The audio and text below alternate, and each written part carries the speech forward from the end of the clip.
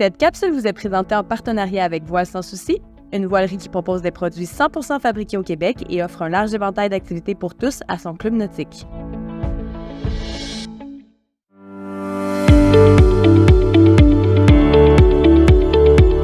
Il est temps de rentrer à bon port, d'affaler les voiles et de les ranger. Toujours commencer par la voile avant. Si celle-ci est endraillée sur l'été, il est préférable de le faire à une allure de près. Elle s'affalera ainsi sur le pont. S'il s'agit d'une voile montée sur un enrouleur, il est possible de l'enrouler sur toutes les allures. Sur un rouleur, bordez la bosse de l'enrouleur afin de faire tourner son tambour. La voile avant s'enroulera ainsi autour de l'été. Il est important, pendant cette manœuvre, de conserver une légère tension sur l'écoute de voile avant afin que celle-ci s'enroule relativement serrée sur l'été. Une fois enroulée, faire 2 tours d'écoute autour de la voile afin de bien la tenir en place, puis border les écoutes afin d'éviter les cordes à genoux sur le pont. En ce qui concerne la grand voile, il est nécessaire d'être face au vent afin de pouvoir l'affaler sans friction au niveau des coulisseaux.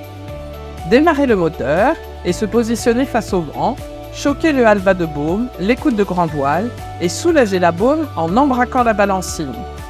La voile se retrouve affaissée en drapeau, face au vent, et est donc prête à être affalée. Libérez la drisse de son taquet, affalez la grand voile et bordez l'écoute de grand voile afin de ramener la baume au centre. Rangez la voile en la pliant de part et d'autre de la baume, par segments qui dépassent d'environ 20 cm de chaque côté de la baume. C'est ce qu'on appelle ferler la grand voile. Un conseil, tirez sur la chute, l'arrière de la voile à chacun des plis. Une fois quelques plis effectués, on installera un raban, une petite sangle servant à tenir la voile contre la baume, et ainsi de suite jusqu'à ce que la voile soit complètement ferlée.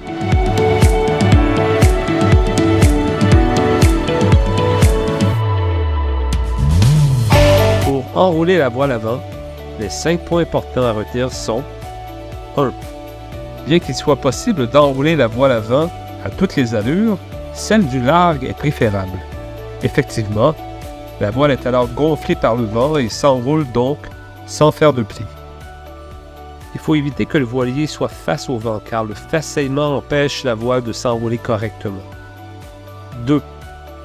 Asseyez un membre de l'équipage à l'écoute de la voile avant afin qu'il puisse donner du mou à l'écoute tout en gardant une légère tension. S'assurer de libérer la contre-écoute. 3. Assignez un membre de l'équipage à la bosse d'enrouleur. Le rôle de ce dernier est d'embraquer la bosse afin qu'elle s'enroule sans problème dans l'enrouleur.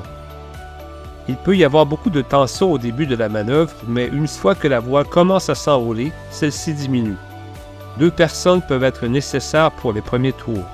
Évitez d'utiliser le winch électrique car il sera alors impossible de sentir s'il y a de la tension et tout peut briser. 4. Enroulez la voile jusqu'à ce que les écoutes tournent 2 tours autour de l'étai. 5. Reprendre le mou des écoutes et les mettre sous tension afin d'éviter qu'elles traînent sur le pont. Pour affaler la grande voile, les 5 points importants à retenir sont 1. Positionnez le voilier face au vent.